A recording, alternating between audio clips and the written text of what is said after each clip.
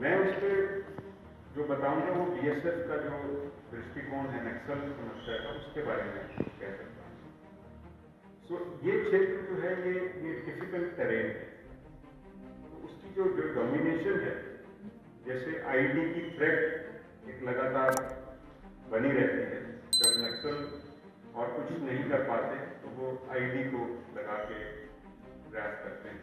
तो हमको इस पर बहुत सतर्क रहना पड़ता है। हमको बहुत तरह की सावधानियाँ, डी माइनिंग एक्टिविटी लगातार करनी पड़ती है। तो वो एरिया डोमिनेशन इसलिए तो हम बहुत प्लानिंग करके ही कोई कैंप खोलते हैं और उसका फिर एरिया डोमिनेशन का जो नीति बनता है उस पर कार्य करते हैं। उसका जो टेरेन डिफिकल्टी है और आईडी है वो समस्या रहती है, इसको हम लोग अपने हिसाब से रणनीति बना के हैंडल करते हैं। देखिए, मैंने आपको अभी फिर थोड़ी देर पहले कहा कि सुरक्षा एक डायनामिक चीज है और उसका समय समय पर मूल्यांकन हम करते रहते हैं और उस मूल्यांकन के उपरांत जो जो आवश्यक कदम उठाने की जरूरत है वो हम उठाते हैं। इसलिए ये जो लैंडमाइन व्हीकल्स हैं ये उसी प्रक्रिया का के अंतर्गत ही कार्रवाई हो रही है और इनका उपयोग जमीन पे किया जाएगा। और भी ऐसी चीजें होती हैं, आप तो एक चीज बोल रहे हैं, समय समय पर बहुत सारी चीजें होती रहती तो है कि तनाव कम करने के लिए जो जवान लोग तनाव एक बार गोली मार रहे हैं, तनाव कम करने के लिए क्या प्रयास किए जा रहे हैं। और तीसरा, जो मुठभेड़ के दौरान जो फर्जी मुठभेड़ टाइप की जो बातें आती है तो कैसी सावधानियां बरती जाती है। क्योंकि छत्तीसगढ़ में ऐसे कई मामले हुए हैं, जांच जरूरी है। तो बीएसएफ किस तरह से काम कर रहा है फर्जी मुठभेड़ को रोकने के लिए और तनाव को कम करने के लिए। तो तनाव वाला जो प्रश्न है ये उचित प्रश्न है, क्योंकि जो जवान है वो इंटीरियर में काम करते हैं, वहाँ कोई उनका स्थानीय संपर्क नहीं रहता है, परिवार से दूर रहते हैं और घरेलू समस्याएं भी कुछ न कुछ आती रहती हैं। ये हमारे लिए भी एक महत्वपूर्ण मुद्दा है। तो हम लोग हमेशा पहले तो प्रयास करते हैं कि जवानों को पूर्ण रूप से छुट्टी मिले, जिसके कारण वो अपने परिवार को जाके अपने घर के कामों को भी देख सके। दूसरी बात कि हमारा जो जवान और पदाधिकारी हैं वो आपस में मिल के बैठते हैं। कई बार किसी की कोई समस्या होती है तो वो प्रकाश में आए तो मिलजुल के उसको सुलझाने का प्रयास करते हैं। कैंप जो हमारे हैं वहाँ पे हम खेल कूद का भी कुछ जितना संभव होता है वॉलीबॉल या इस तरह से वो भी अरेंजमेंट करके रखते हैं ताकि उनका कुछ मन जो है ड्यूटी से हट के भी रहे। और बाकी ये भी रहता है कि अगर किसी की विशेष समस्या हो उस पर विचार करके उसको हम उसके घर के पास उसकी जो जरूरी वो कार्य करें। दूसरा, आपने फर्स्ट क्वेश्चन क्या पूछा था? जवानों की संख्या और फर्जी मुठभेड़ को रोकने के लिए। तो हमारी अभी ये डायनेमिक है, बदलता रहता है, लेकिन आज की डेट में हमारी जैसे 8 बटालियन कांकेर और नागपुर में है, वो आवश्यकता के अनुसार कम ज्यादा होती रहती है। और जो फर्जी मुठभेड़ लेखन, ये ऐसा कोई प्रश्न बीएसएफ के सामने कभी नहीं आया है। ये थोड़ा काल्पनिक है जहाँ तक बीएसएफ का प्रश्न। बीएसएफ हमेशा विधि सम्मत रूप से कार्य करती है और ऐसी कोई बात प्रकाश में कभी आई नहीं।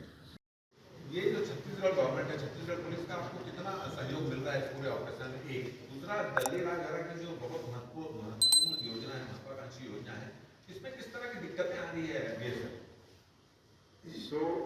सबसे पहले मैंने अपने वक्तव्य में भी कहा था कि हम राज्य पुलिस और अन्य सिक्योरिटी फोर्सेस से मिलकर काम कर रहे हैं और हमारा एक दूसरे से तालमेल पूर्ण रूप से अच्छा है। हमको पूर्ण सहयोग मिलता है, हम इंटेलिजेंस शेयरिंग करते हैं, हम ऑपरेशंस की जॉइंट प्लानिंग करते हैं, हम एक दूसरे के साथ लगातार संपर्क में रहते हैं। तो इसलिए बहुत अच्छे कोऑर्डिनेशन कोऑपरेशन से हम एक दूसरे के साथ काम करते हैं। की बात की जाती है पड़ोसी जिले गढ़चिरौली में बड़े ऑपरेशन हो जाते हैं, लेकिन आपके यहाँ ऐसा क्यों दिखाई नहीं देता कि कोई बड़ा ऑपरेशन हो रहा हो? दूसरी बात ये कि भिलाई से भी कांकेर और भानु प्रतापपुर जो शिफ्ट किया गया है उसकी वजह से जो आप ये प्रश्न कह रहे हैं, पहले तो आपको इसको 10 साल में आकलन करना होगा। जो भी आप पहला प्रश्न है, अगर आप पुराना डाटा देखें तो बहुत भारी इनकाउंटर होते रहे हैं कांकेर और नारायण। 18 में आपने रिकॉर्ड की 18 हुए हैं, कोई बात तो अगर साल के हिसाब से नहीं, ऐसे नहीं। तो अभी 2021 2009 से 9-10 से काम कर रही है, उस हिसाब से तो साल में 1 या 2 ही होगा।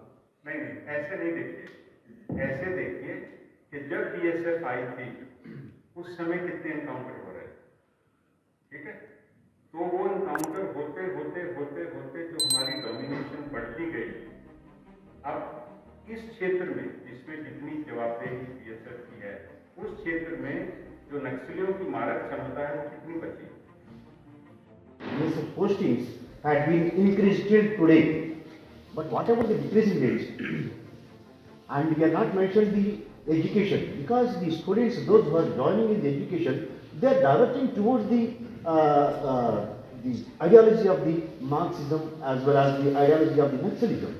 So then, regarding students, those who are in the education field, so yes, sir, what we are doing is not mentioned here. Sir, before we proceed, sir, one request, whenever we start a question, आप अपना नाम और अपना organisation बताएं, और दूसरा इस context जो आज की प्रेस कॉन्फ्रेंस है वो इस साल के एनुअल परफॉर्मेंस पे और जो आगे हम लोग करने जा रहे हैं, I mean we can stick to the question, because ये अलग से फिर चर्चा हो सकती है कि ये ओवरऑल लॉन्ग टर्म ट्रेंड वगैरह क्या है, but let us stick to the mandate of this press conference. और बाकी सबसे रिक्वेस्ट है कि बिफोर स्टार्टिंग योर क्वेश्चन आप अपना ऑर्गेनाइजेशन नाम से आप इंट्रोड्यूस करें। I'm G.S. Rao from Panchayat Raj News. Which news? Panchayat Raj News. So what exactly is your question? The question is 2009 and 10, 41 postings of BSF. Now 108 postings have been increased. Within 2 years, 8 postings have been increased. So what about the movement of the Naxal, whether it's increasing way or decreasing ways? Just you have not mentioned in your press conference. So I am asking. So let me say something on what you are trying to say. First of all, whatever I am saying is I am saying in context of wherever BSF is deployed. Okay. So we are deployed in Kanker and parts of Narayanpur and the one post. So I am saying with specific reference to our area of responsibility. Right? There could be issues, more issues with regard to overall Chhattisgarh state. That I am not. That's not our area of responsibility. So I am restricting myself in my note to this one part. सम्मिलित होने के लिए क्या ऐसी संस्कृति को आपने भी सावधानी निभानी है ताकि उनसे जुड़ा जा सके आम लोगों से? So जैसा मैंने आपको उल्लेख किया कि सबसे पहले तो हम किसी भी तरह का जिसका जो भी चीज को वो मानता हो, पालन करता हो, उसका प्रथम जो है सम्मान करना। हमारे जवान जब भी जाते हैं, पदाधिकारी जिस भी क्षेत्र में जाते हैं, वो हमेशा जो स्थानीय धर्म, संस्कृति, पर्व, त्योहार सबका हमेशा सम्मान करते हैं और वो गाँव में लोग निर्भीक होकर उनसे लगातार मदद लेते रहते हैं। तो संस्कृति की कोई वैसी बात नहीं है, लोग उनसे जुड़ रहे हैं और खूब मदद देते हैं। मैंने आपको कितने हजारों आंकड़े दिए, हमारे पास सारा डिटेल उपलब्ध है। लेकिन हाँ, दूर दराज के इलाकों में जब गश्ती में भी जाते हैं तो लोगों से बात करते हैं और उनकी कोई बात हो, उसको समझना, उसमें क्या उसकी मदद हो सकती करना, ये लगातार तो मैं आपको आंकड़े बता रहा हूँ। ये रोज हमारे जो लोग ड्यूटी में जाते हैं, ये रोज का काम करते हैं। देखिए, कुछ ना कुछ फंडिंग तो जो उनकी होती है उसकी जानकारी हम लोगों के पास रहती है और हम राज्य पुलिस के साथ उसमें लगातार टच में रहते हैं और जो कार्रवाई करने की आवश्यकता होती है वो होती रहती है। और बाकी और इसमें ऐसी बात नहीं है कोई जो इस तरह की बातें आप कर रहे हैं। लेकिन हाँ, कुछ ना कुछ फंडिंग के उनके स्रोत हैं, हमारी जानकारी में है। राज्य पुलिस के साथ हम और वो भी हमसे शेयर करते रहते हैं। देखिए, डेमोक्रेसी है, हर एक को अपनी बात रखने का अधिकार है। ये कहीं ना कहीं कोई विरोध की बात भी आ जाए तो कोई इस तरह की बात नहीं होती है। लेकिन जो सामान्य विरोध है उसमें तो अगर जहाँ तक बीएसएफ का प्रश्न, कहीं हमारा कैंप लगा या कहीं कोई बात अगर वैसी आती है तो हम सबसे पहले देखते हैं वो क्या बिंदु उठा रहा है, हम उसको देखने की कोशिश करते हैं कि उसमें कोई वैसी बात है जिसका समाधान हो सकता है, उसको करने का प्रयास करते हैं। लेकिन बहुत बार निहित स्वार्थ के लिए भी इन संगठनों से जो जुड़े व्यक्ति हैं उसको उकसाने की कोशिश करते हैं। तो मेरा ख्याल वो तो उनकी हताशा ही दर्शाता है, जब वो और कुछ नहीं कर पाते तो इन्हीं सब चीज़ों का सहारा लेने का प्रयास करते हैं। तो पहली बात तो वो जहाँ प्रदर्शन हो रहा है वो हमारी निगरानी में है, हम लगातार उस पर वॉच करते हैं जो भी हो रहा है। दूसरी, जो भी उनके मुद्दे हैं स्थानीय प्रशासन भी उनको देख रहा है और हम भी उनके संपर्क में स्थानीय प्रशासन, उसमें जो भी निर्णय लेने हैं वो स्थानीय प्रशासन को लेते हैं, लेकिन हमको जो भी कहना होगा, जो भी बात करनी होगी, स्थानीय प्रशासन के साथ हम टच में रहते हैं और उनको हम जो भी कहना रहता है उनके माध्यम से करते हैं और प्रशासन अपने हिसाब से अपने विवेक से निर्णय लेगा।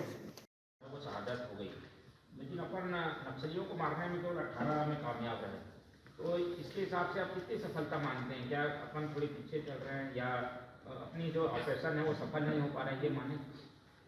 मेरा ख्याल तो निश्चित रूप से पढ़ने का जो उद्देश्य ये है कि ये शो करता है कि कितना संयम से बीएसएफ कार्य करते हैं, कानून में जितना हमारा अधिकार है हम उतना ही कार्य करते हैं और ऐसा कोई कार्य नहीं करते हैं अगर कोई पकड़ा जा सकता है तो उसको मारने का तो प्रश्न ही नहीं। तो आप उसको फिर ये कॉन्फिडेंस से नहीं जोड़ें, इसका मतलब बीएसएफ खुद आगे रह के काम करती है, अपनी क्षति चाहे झेल ले, लेकिन किसी भी कानून के नियम को हमेशा ध्यान में रखते हैं। तो खाली कितने मारे गए उसको मत जोड़िए, उसके साथ गिरफ्तारी को जोड़ के पढ़िए, तो फिर आपको इसका संतुलन दिखेगा। ये बीएसएफ का संयम और कानून के प्रति जो उसकी एक कमिटमेंट है, रूल ऑफ लॉ के प्रति,